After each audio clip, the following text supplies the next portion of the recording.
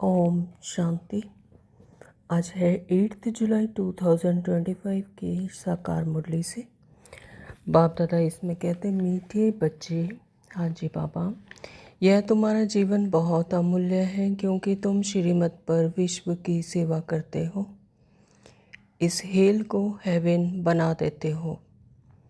प्रश्न किया बाबा ने, खुशी गायब होने का कारण और उसका निवारण क्या है? उत्तर दिया, खुशी गायब होती है नंबर 1, देह अभिमान में आने के कारण। और दिल में जब कोई शंका पैदा हो जाती है तो भी खुशी गुम हो जाती है। यानी जब निश्चय में कमी होती है तब कि परमात्मा हमें इस समय पर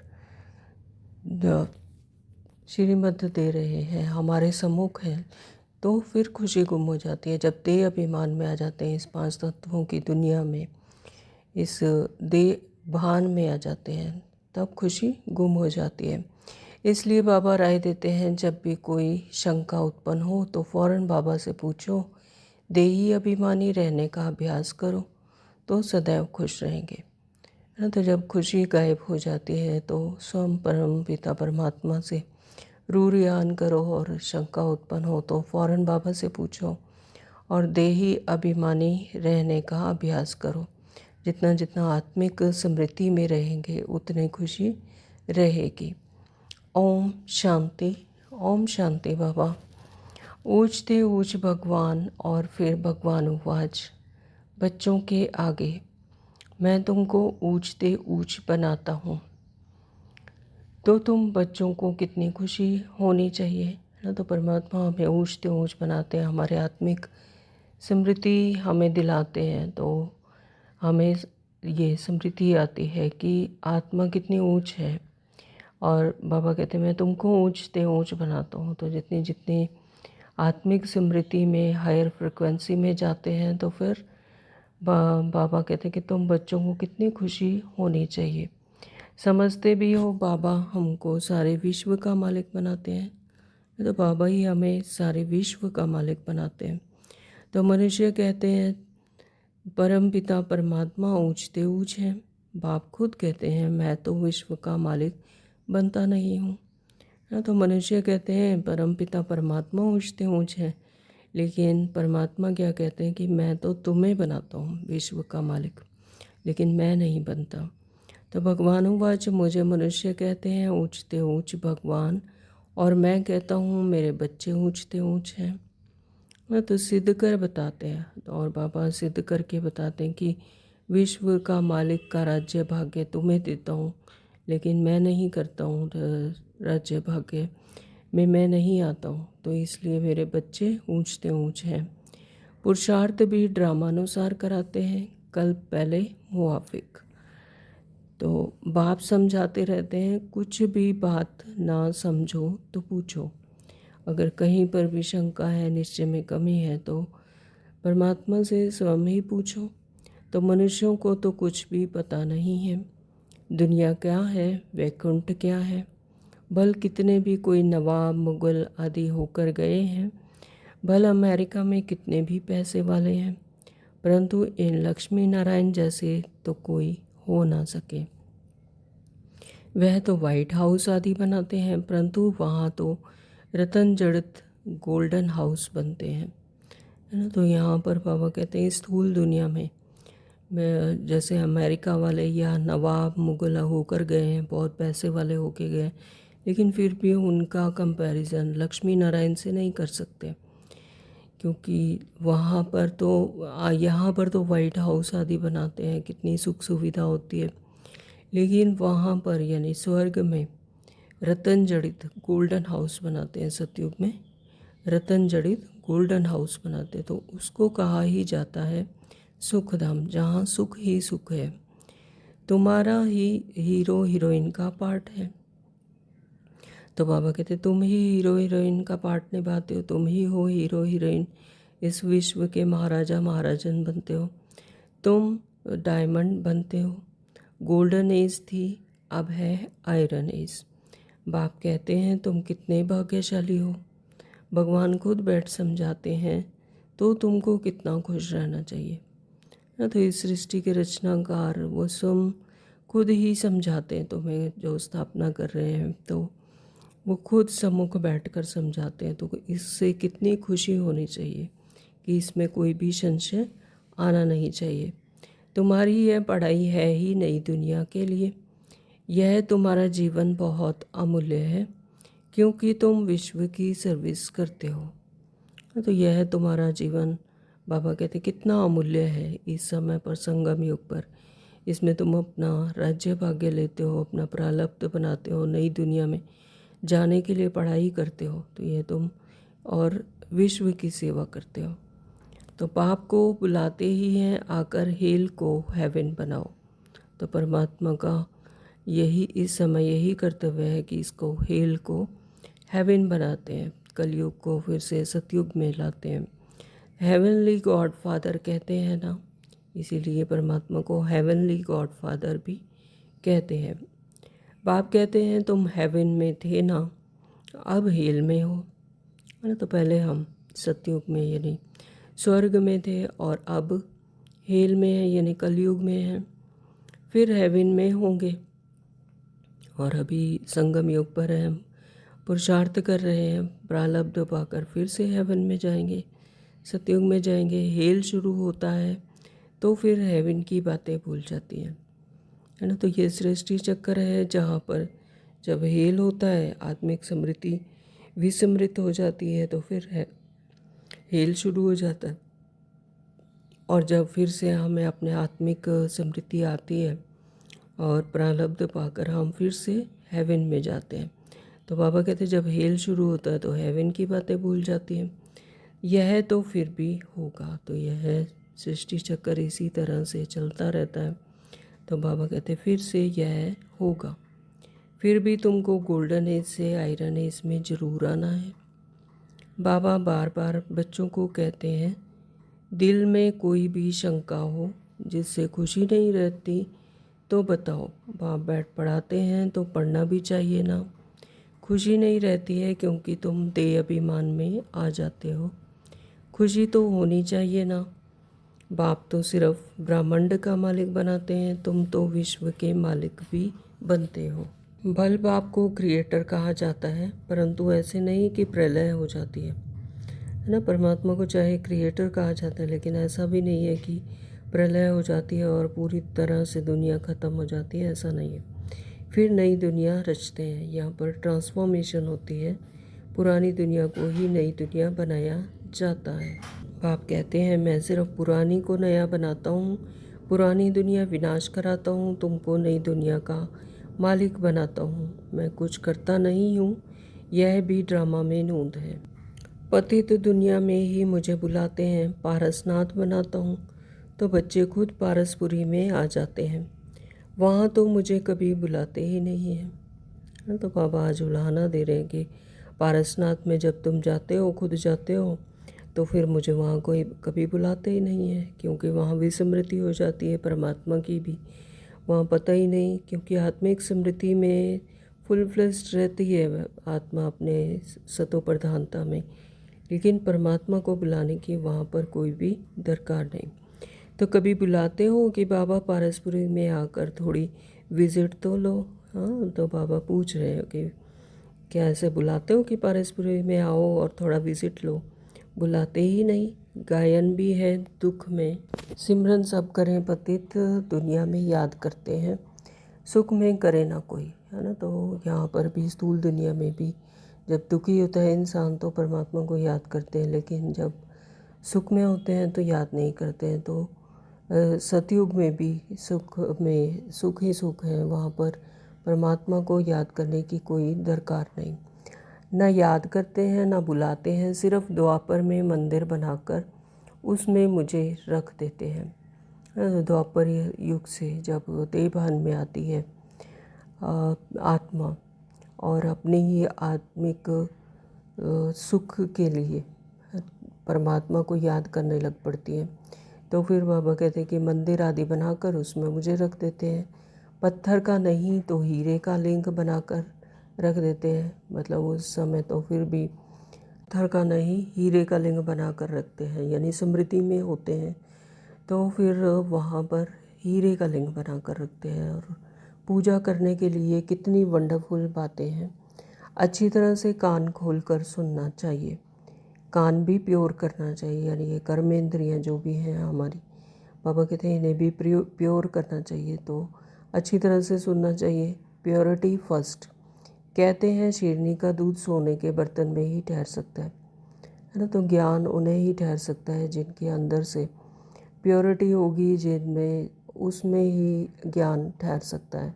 जैसे स्थूल दुनिया में कहते हैं कि शेरनी का दूध सोने के बर्तन में ही ठहर सकता है। तो जो स्वर्ग में आने वाले बच्चे होंगे तो उनको ही ज्ञान समझ आएगा, उनको ही ज्ञान ठहर सकता है, धारणा होगी। तो इसमें भी पवित्रता होगी तो धारणा होगी। बाप कहते हैं काम महाशत्रु है, इन पर विजय पानी है। तुम्हारा यह अंतिम जन्म है, यह भी तुम जानते हो। यह वही महाभारत लड़ाई भी है।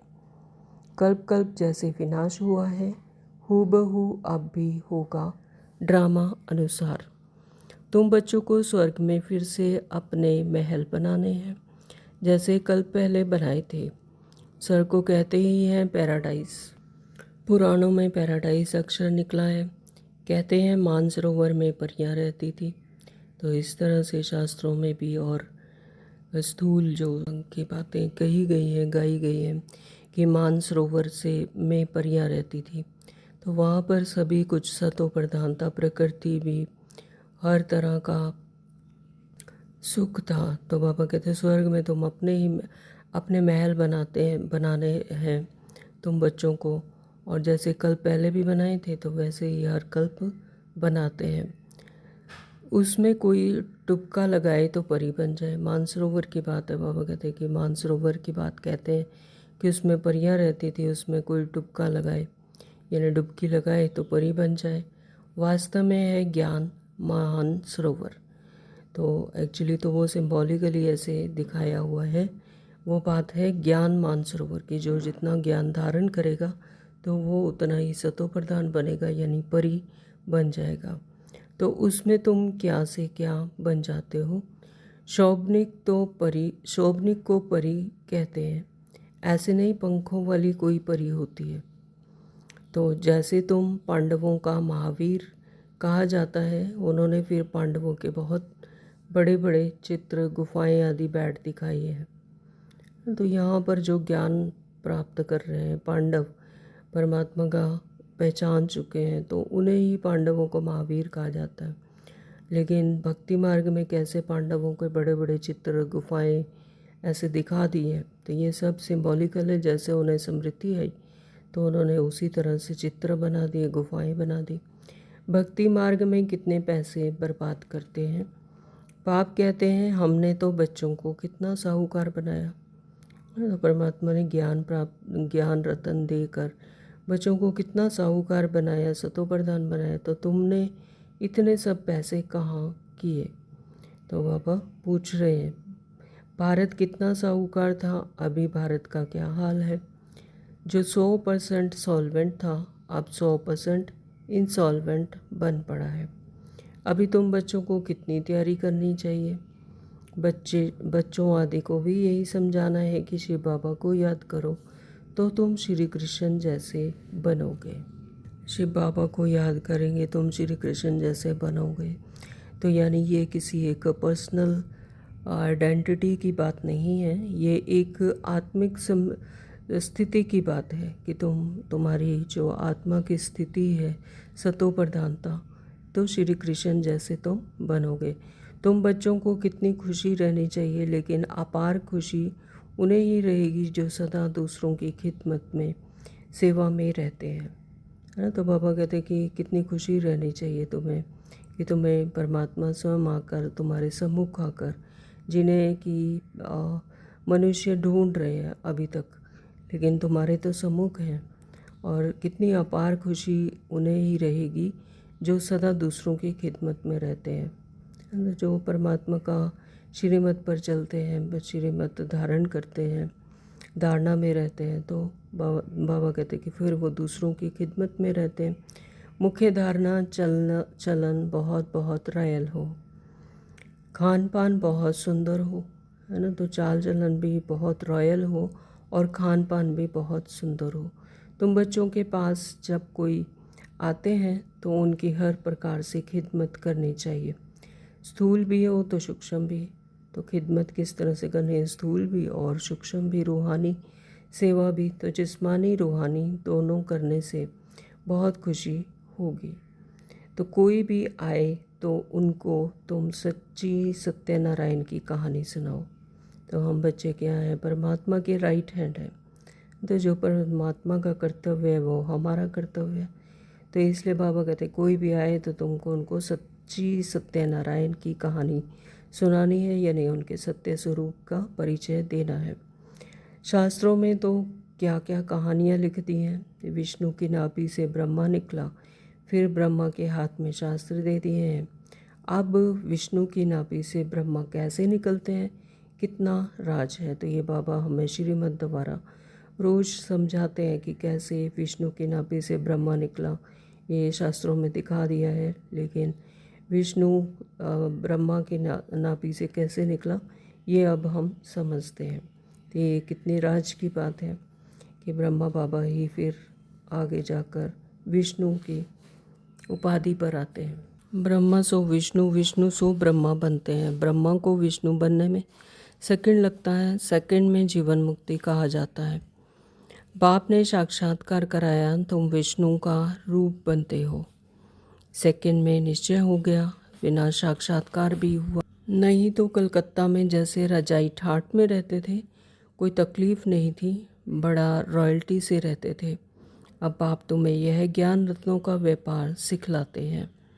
तो वह व्यापार तो इनके आगे कुछ भी नहीं है, परंतु इनके पार्ट और तुम्हारे पार्ट में फ़र्क है। बाबा ने इनमें प्रवेश किया और फट से सब कुछ छोड़ दिया। भट्टी बननी थी, तुमने भी सब कुछ छोड़ा। तो नदी पार कर आए, भट्टी में पड़े, क्या क्या हुआ कोई भी परवाह नहीं। कहते हैं श्री कृष्ण ने भगाया, क्यों भगाया, क्वेश्चन मार्क, उन्हों पटरानी बना दे। तो यह भट्टी भी बनी तुम बच्चों को स्वर्ग की महारानी बनाने के लिए। शास्त्रों में तो क्या क्या लिख दिया है, प्रैक्टिकल में क्या क्या है तो एक्चुअली असल में बात कुछ और थी, और शास्त्रों में क्या क्या लिख दिया कि श्री कृष्ण ने भगाया और पटरानी बनाने के लिए। लेकिन यहाँ पर तो जो यज्ञ चला था तो उसमें आत्माओं को ना श्रीमत देकर उनके आत्मिक स्वरूप में टिकाकर उनको स्वर्ग की महारानी बनाने के लिए बाबा कहते हैं कि बच्चों को स्वर्ग की महारानी बनाने के लिए भट्टी बनी, यज्ञ किया। तो शास्त्रों में तो क्या क्या लिख दिया है, लेकिन प्रैक्टिकल में कुछ और ही था। तो सो अब तुम समझते हो, भगाने की बात ही नहीं। कल्प पहले भी गाली मिली थी, नाम बदनाम हुआ था, तो यह तो ड्रामा है। जो कुछ होता है कल्प पहले मुआफिक, है ना। तो जैसे कल्प, हर कल्प में ऐसा ही होता है, 5000 की कल्प है तो एक कल्प में जैसा हुआ वैसा ही दूसरे कल्प में भी होता है। तो बाबा कहते हैं यह जो कुछ होता है कल्प पहले के मुआफिक होता है। अभी तुम अच्छी रीति जानते हो, कल्प पहले जिन्होंने राज्य किया है वह जरूर आएंगे, है ना। तो ये कल्प कल्प की बात, ये जिन आत्माओं ने कल्प पहले भी राज्य किया था, लिया है, तो वह जरूर आएंगे। बाप कहते हैं मैं भी कल्प कल्प आकर भारत को स्वर्ग बनाता हूँ, पूरा 84 जन्मों का हिसाब बताया है। सतयुग में तुम अमर रहते हो, वहाँ अकाले मृत्यु होती नहीं। शिव बाबा काल पर जीत पहनाते हैं, कहते हैं मैं कालों का काल हूँ, कथाएं भी है ना। तुम काल पर विजय पाते हो, तुम जाते हो अमरलोक में। अमरलोक में उच्च पद पाने के लिए एक तो पवित्र बनना है, दूसरा फिर दैवीय गुण भी धारण करने हैं। तो अमरलोक में हम काल पर विजय पाते हैं, तो वहाँ पर जो काल है वो काल मृत्यु नहीं होती, यानी अपनी मर्जी से, अपनी कॉन्शियसनेस से अपने शरीर को, एक शरीर छोड़ दूसरा धारण करते हैं, तो वहाँ पर अकाल मृत्यु नहीं होती। बाबा कहते तुम जाते हो अमरलोक में, इसीलिए उसे क्या कहते हैं, अमरलोक। अमरलोक में उच्च पद पाने के लिए एक तो पवित्र बनना है और दूसरा फिर दैवीय गुण भी धारण करें। जो जितने दैवीय गुण धारण करेंगे, अपने आत्मिक समृद्धि में रहेंगे, पवित्र बनेंगे, वही अमरलोक के उच्च पद पाने के लिए तैयार होंगे। तो अपना रोज पोता मेल रखो, अपना रोज पोता मेल रखना है, अपनी चेकिंग करनी है कि हम कहाँ तक दैवीय गुण धारण किए हैं हमने। तो रावण द्वारा तुमको घाटा पड़ा है, मेरे द्वारा फ़ायदा होता है। व्यापारी लोग इन बातों को अच्छी रीति समझेंगे, है ना। तो व्यापारी जो होते हैं उनको नफ़ा नुकसान उनको ज़्यादा समझ आता है। तो बाबा कहते हैं वो अच्छी रीति समझेंगे कि रावण तुमको घाटा डालते हैं, लेकिन मैं तुम्हें फ़ायदा कराता हूँ। तो यह है ज्ञान रतन। कोई विरला व्यापारी इनसे व्यापार करे। तुम व्यापार करने आए हो, कोई तो अच्छी रीति व्यापार कर स्वर्ग का सौदा लेते हैं 21 जन्म के लिए। 21 जन्म भी क्या, 50-60 जन्म तुम बहुत सुखी रहते हो, है ना। तो 84 जन्म बाबा ने कहा हुआ है, ले तो उसमें भी 50-60 जन्म तो तुम बहुत सुखी रहते हो, पद्मपति बनते हो। देवताओं के पैर में पद्म दिखाते हैं ना, अर्थ थोड़े ही समझते हैं। तुम अभी पद्मपति बन रहे हो, तो तुमको कितनी खुशी होनी चाहिए। बाप कहते हैं मैं कितना साधारण हूँ, तुम बच्चों को स्वर्ग में ले जाने आया हूँ। बुलाते भी हो पतित पावन आओ, आकर पावन बनाओ। पावन रहते ही हैं सुखधाम में। शांति धाम की कोई हिस्ट्री ज्योग्राफी तो हो नहीं सकती। शांति धाम में तो सब कुछ स्टिलनेस है, वहाँ पर समय नाम की कोई चीज़ नहीं। तो वहाँ पर एक तरह ही होता है, सब कुछ प्रेजेंट ही रहता है वहाँ पर। तो शांति धाम में बाबा कहते कोई हिस्ट्री ज्योग्राफी तो होती नहीं, हो नहीं सकती। वह तो आत्माओं का झाड़ है, सूक्ष्म वतन की कोई बात ही नहीं। और सूक्ष्म वतन भी इमर्ज होता है थोड़े टाइम के लिए, तो बाबा कहते उसकी भी कोई बात नहीं। बाकी यह सृष्टि चक्र कैसे फिरता है वह तुम जान गए हो। सतयुग में लक्ष्मी नारायण की डायनेस्टी थी। ऐसे नहीं एक ही लक्ष्मी नारायण सिर्फ राज्य करते हैं, वृद्धि तो होती है ना। फिर द्वापर में ही वही पूज्य, सो फिर पुजारी बनते हैं। तो जो सतयुग में जो राज्य करके जाते हैं, फिर वही पूज्य बन जाते हैं। द्वापर में उन्हीं की पूजा होने लग जाती है। बाबा कहते हैं फिर द्वापर में वही पूज्य, सो फिर पुजारी बनते हैं, अपनी ही पूजा करते रहते हैं। तो मनुष्य फिर परमात्मा के लिए कह देते हैं आपे ही पूज्य। जैसे परमात्मा के लिए सर्वव्यापी कह देते हैं, इन बातों को तुम समझते हो। आधा कल्प तुम गाते आए हो ऊंचते ऊंच भगवान, और अब भगवान उवाच ऊंचते ऊंच बच्चे हो। तो ऐसे बाप की राय पर भी चलना चाहिए ना। गृहस्थ व्यवहार भी संभालना है, यहाँ तो सब रह ना सके। बाबा कहते कि जो अपनी रचना है, बाबा कहते स्थूल दुनिया में गृहस्थ व्यवहार है, उसे भी संभालना है। यहाँ तो सब रह ना सके, यानी मधुबन में सब रहने लगे तो कितना बड़ा मकान बनाना पड़े। यह भी तुम एक दिन देखेंगे कि नीचे से ऊपर तक कितनी बड़ी क्यू लग जाती है दर्शन के लिए। कोई को दर्शन नहीं होता है तो गाली भी देने लग पड़ते हैं, समझते हैं महात्मा का दर्शन करें। अभी बाप तो हैं बच्चों का और बच्चों को ही पढ़ाते हैं। तो तुम जिसको रास्ता बताते हो तो कोई तो अच्छी रीति चल पड़ते हैं, कोई धारणा कर नहीं सकते। कितने हैं जो सुनते भी रहते हैं, फिर बाहर में जाते हैं तो वहाँ के वहाँ रह जाते। वह खुशी नहीं, पढ़ाई नहीं, योग नहीं। बाबा कितना समझाते हैं चार्ट रखो, तो बाबा हमें रोज़ समझाने देते हैं कि चार्ट रखो और अपने आप की चेकिंग करते रहो कि हम कहाँ तक पहुँचे। नहीं तो बहुत पछताना पड़ेगा। हम बाबा को कितना याद करते हैं, चार्ट देखना चाहिए। भारत के प्राचीन योग की बहुत महिमा है। तो भारत में तो प्राचीन योग की पहले से ही बहुत महिमा है। तो बाप समझाते हैं कोई भी बात नहीं समझो तो बाबा से पूछो। तो यहाँ पर अगर कोई भी बात समझ नहीं आती है तो परमात्मा सम्मुख हैं, तो बाबा से पूछो। आगे तुम कुछ भी नहीं जानते थे।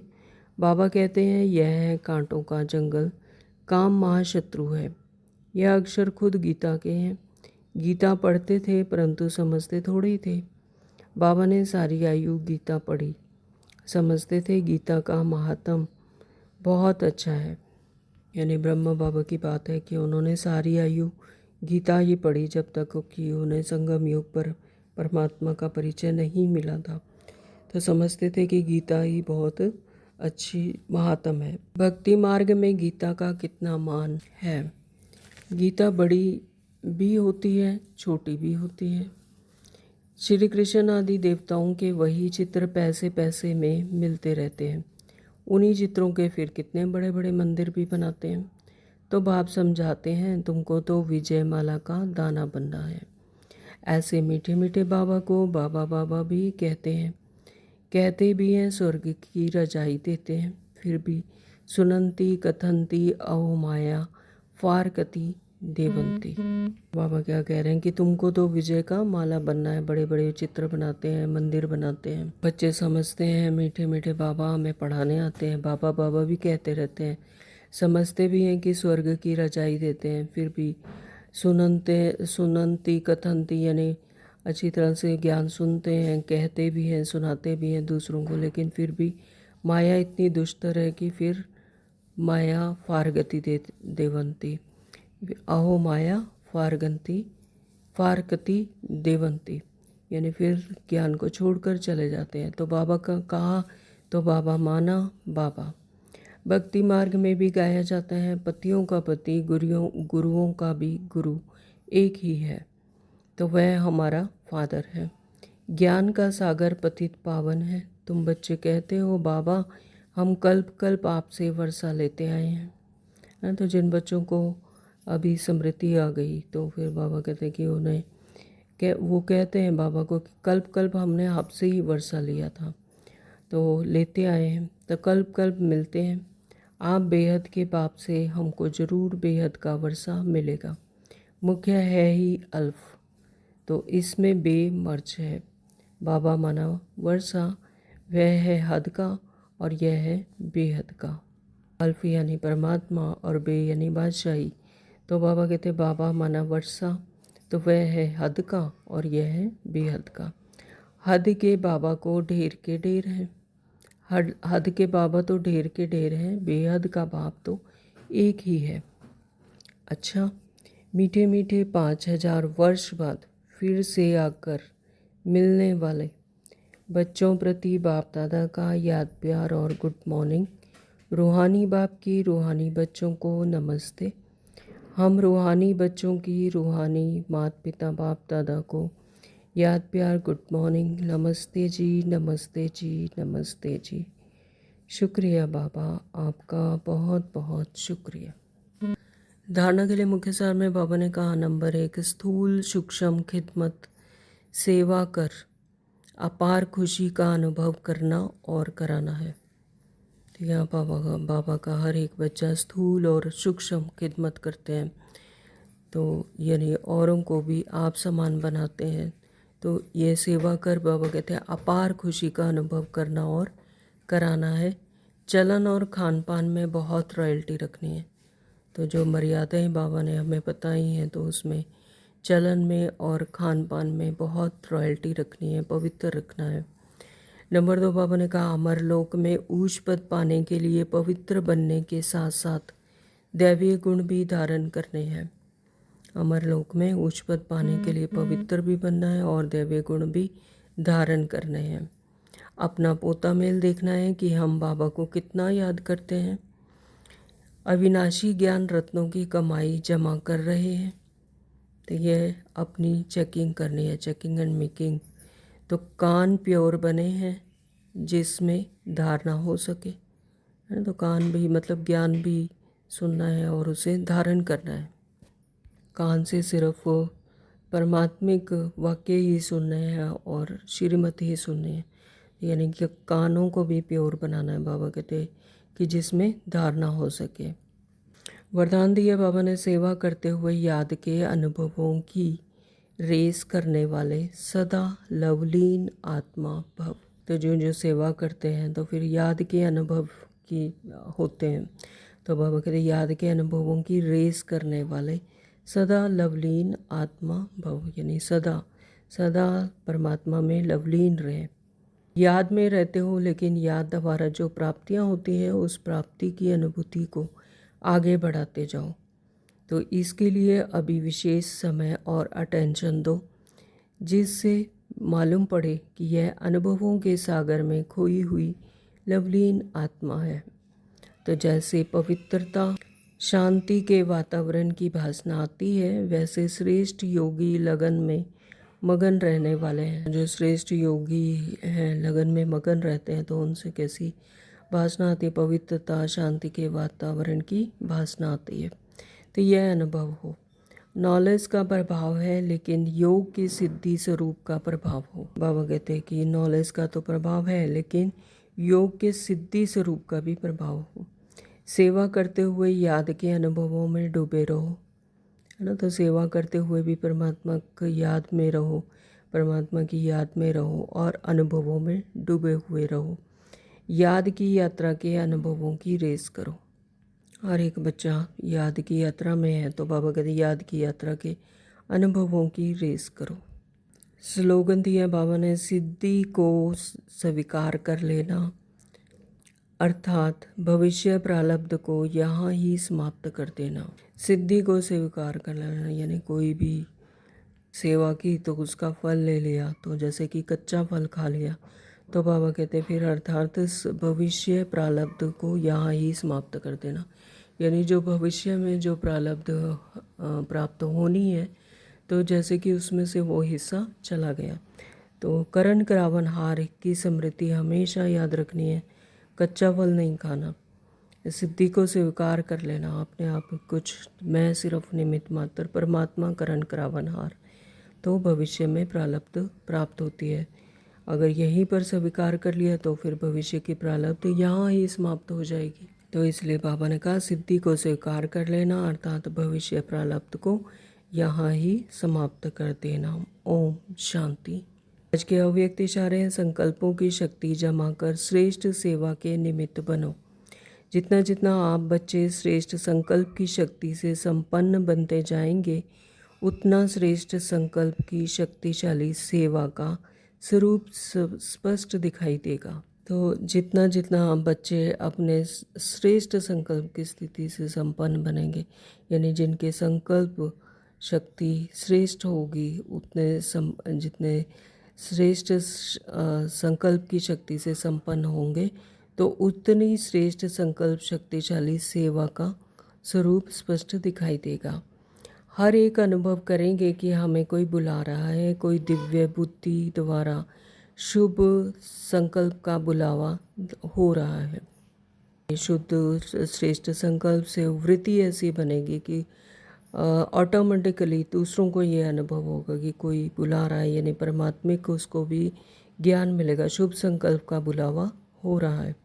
तो कोई फिर दिव्य दृष्टि द्वारा बाप और स्थान को देखेंगे। दिव्य दृष्टि यानी ज्ञान के चक्षु, फिर दिव्य दृष्टि द्वारा बाप को और स्थान को देखेंगे, तो यानी उन्हें ऑटोमेटिकली वो परिचय मिलेगा परमात्मा का और शांति धाम, अपने सत्य स्वरूप का, अपने सत्य घर का।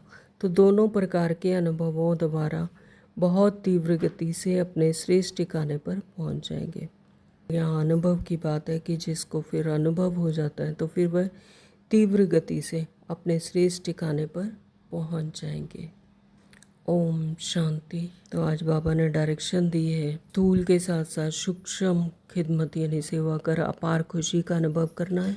खान पान में बहुत रॉयल्टी रखनी है, यानी शुद्ध रखना है, सात्विक रखना है, दैवीय गुणों को धारण करना है। अपनी चेकिंग करनी है कि अविनाशी ज्ञान रत्नों की कितनी कमाई की।